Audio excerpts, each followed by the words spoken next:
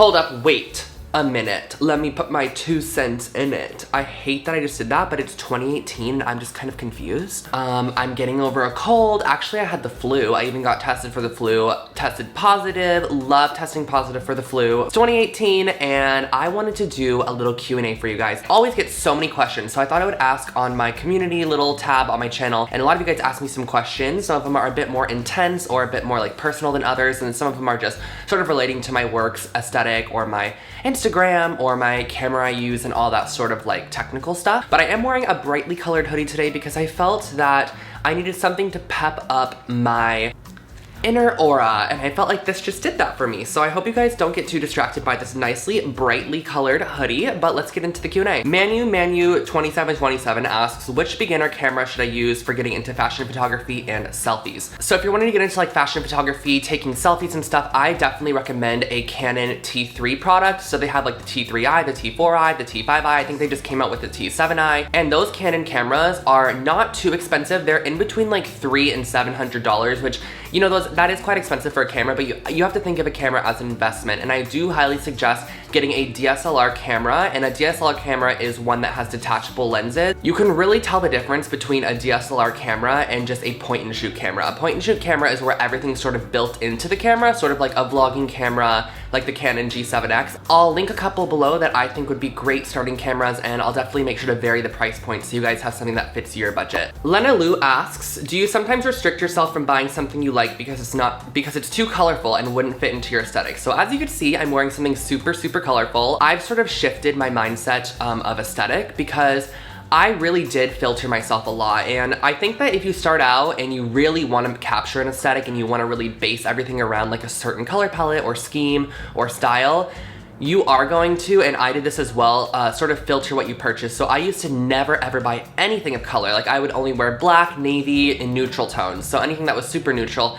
I wouldn't buy any color. And after a while, it kind of just got a little bit boring for me. I sort of started shifting into a bit more color, and as you can see on my Instagram and my personal style in my like lookbook videos and such, I've been incorporating a lot more color into my style, and I've just really been loving it. So to answer the question, I did used to definitely filter what I purchased. I would make sure not to incorporate any color, but now I really do like mixing a bit of color into my style, and I do think that also with trends lately, color has been a bit more prominent in trends, which has sort of helped me shift my aesthetic a bit. So Connor asks, where do you shop for most of your clothing? And I actually shop on a lot of different sites and a lot of different places in person. One of my favorites is just Zara. I really love Zara. I think that they are definitely an advanced fashion brand.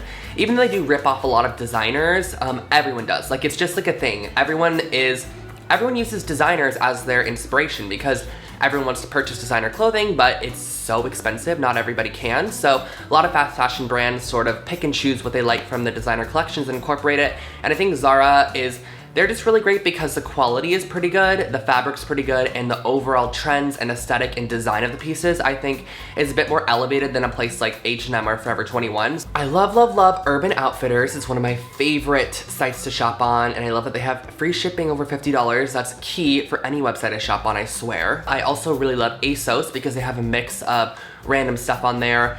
H&M, I really do love H&M as well, especially their premium collection, their studio line. Zara, H&M, ASOS. I love Sense. I find that their website is super great for inspiration as well. I love Forward, Mr. Porter. All of these are a bit more pricier, but I just shop a lot of different places. I'll make sure to link them all in the description box so you guys can take a look at them. Florence Beauty asks, can you do a more in-depth video on how to pose for shoots or outfit lookbooks? And I think I want to redo that video because I have a bit more of a concept now for you guys. I actually did a video a while back, which I'll make sure to link below, which is how to pose for outfits. It has so many views, almost 1 million views on it. But I think I want to redo this and sort of think of a new idea, concept, brainstorm some more ideas, maybe even bring in some actual models or bring in some more Instagram models and sort of make it a whole sort of collaborative video, which I think would be really cool.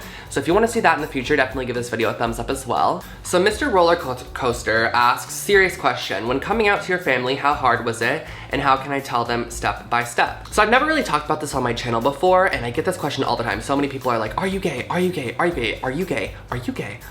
Just wondering, are you gay? And this is like a question I've gotten on so many videos, especially the ones that have gone a little bit more viral, like the posing for outfit video. And I kind of wanted to give you guys a little bit of like how I did it. So Basically, I was in 10th or 11th grade. I can't remember which year for some reason. I think it was 11th grade, I'm pretty sure, but I'm not 100% sure.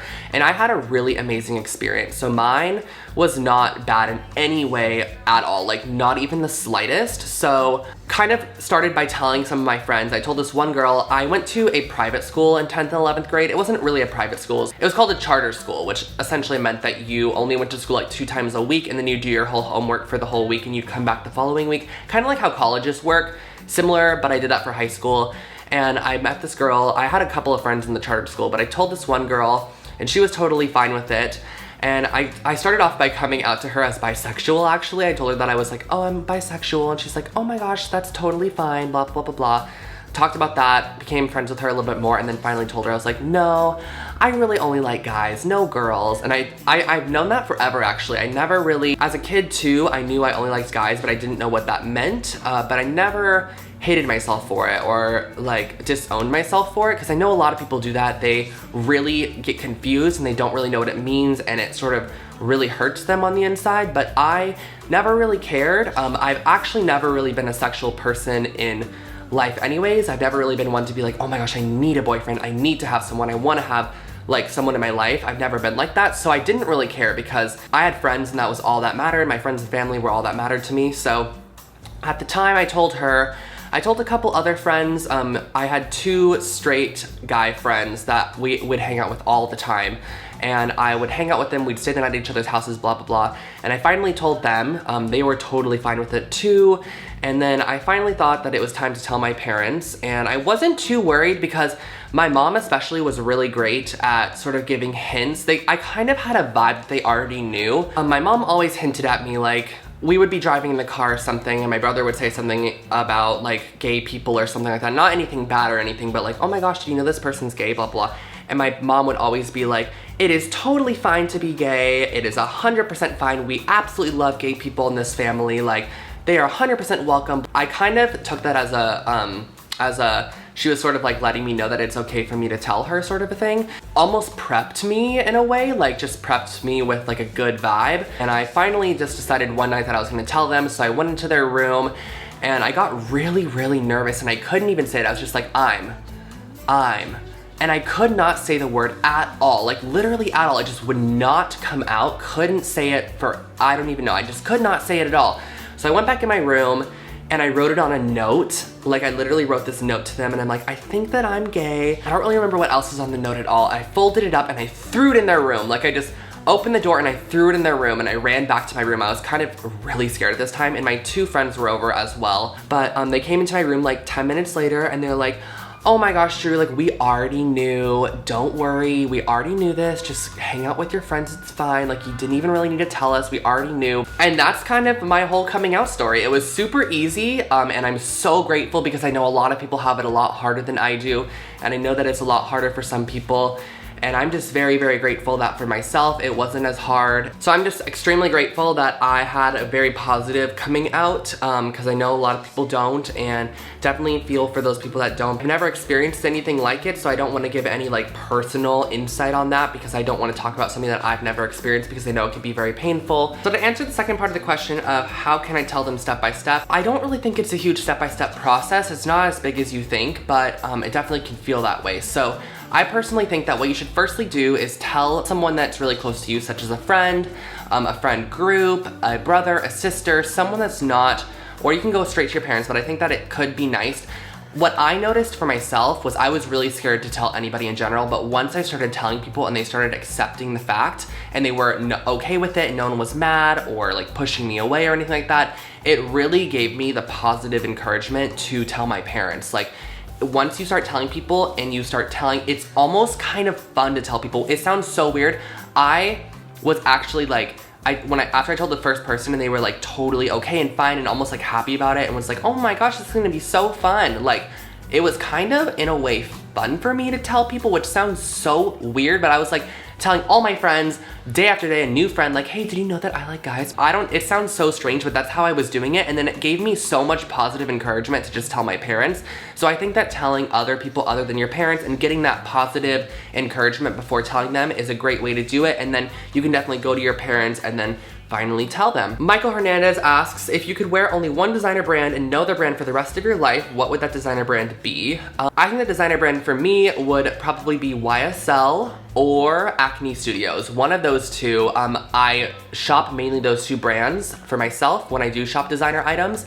And the reasons being is I really love YSL because the pieces are super edgy and I find myself dressing in more of an edgier, cool style. That's what I personally like. I feel most powerful in that. And Acne Studios is another brand I really like because I feel like they're amazing at mixing like wearable with crazy. Like their pieces are always have some super interesting element to them, but they're super wearable to where people are not like, oh my gosh, what are you wearing? But at the same time, it's kind of like, what is that? it's really weird. I just love Acne's pieces. Probably YSL would be the one I would, if I got everything for free and I got to only wear that for the rest of my life, like YSL 100%. Food or clothes? Probably clothes. Yeah, probably clothes. Say7 says, what is your favorite thing to cook? I don't really know how to cook, so if I had to cook something, it would be spaghetti with spaghetti sauce already made and then the noodles. So I just have to boil the noodles and pour the sauce in it and you are good to go. Spaghetti.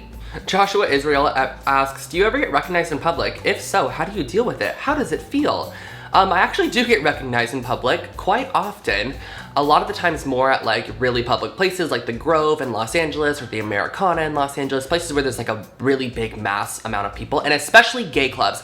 I get recognized the most at gay clubs because I really feel like it's probably my demographic, you know? How do you deal with it and how does it make you feel? So I don't deal with it any weird way or anything. Of course, I love talking to you guys. I love meeting you. Your words are always so inspiring and so it's just almost unreal meeting somebody that watches me on the internet because it kind of almost feels fake in a way when you're posting on the internet. You're posting on the internet and it's going to someone random that you don't know who it's going to, and then you meet them in person and they relate to your content so much. It's just super inspiring. I really, really love it, and it's so amazing meeting you guys.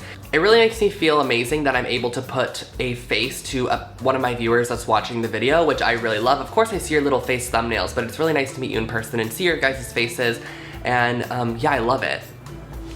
Francesca Escalara asks, planning on living anywhere other than LA? At the moment, I do not have any plans to move anywhere, but I do in the future definitely want to move to New York. I know I want to live there for a certain period of time. I actually hated the city of New York when I first visited. Like, I despised it, but when I flew there, I was actually really sick, and I was sick my whole trip, so I think that just gave me like a really bad sort of overall like vibe for the city when I first went there. But the second, third, and fourth, fifth times, like, I loved it. I love it so much. I always look forward to go back for Fashion Week, and I just really love New York as a city, so I definitely want to just live there for a certain period of my life, and I think that while I'm younger, I would love to sort of experiment and live other places. So I have like 8 years to sort of decide that out and see what happens, but for now, LA is great. Cole Weitzel asks, what music are you into right now? What's your favorite music this year? Love ya. So love you too, Cole. But my favorite music right now, I really have been into Charli XCX's new album. It's called, what is it called? Pop 2, I think.